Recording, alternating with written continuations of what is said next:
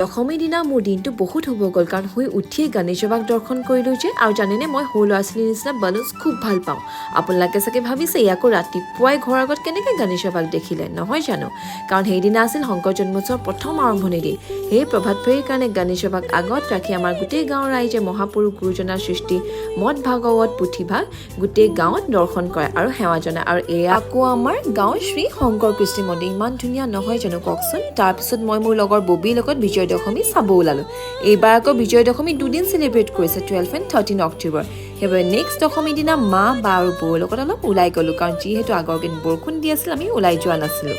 ইমান ভিৰ আছিল লাষ্টৰ দিনা বাট ভগৱানৰ কৃপাত চুমিবাক লগ পালোঁ এণ্ড তাই আমাক আকৌ চকী দিলে ক্ৰিষ্টেল প্লাজাত বহিবলৈ সেইবাবে আমি ধুনীয়াকৈ দেৱী দৰ্শন কৰিব পাৰিলোঁ তাই মানুহজনী ইমানেই চুইটে লগ পাই বিৰাট ভাল লাগিল তাৰপিছত মায়ে ল'লে জেলেপি কচুৰি অমিতি আৰু সেয়া খাই আমি ঘৰলৈ যাব ওলালোঁ আজিলৈ সিমানেই বাবা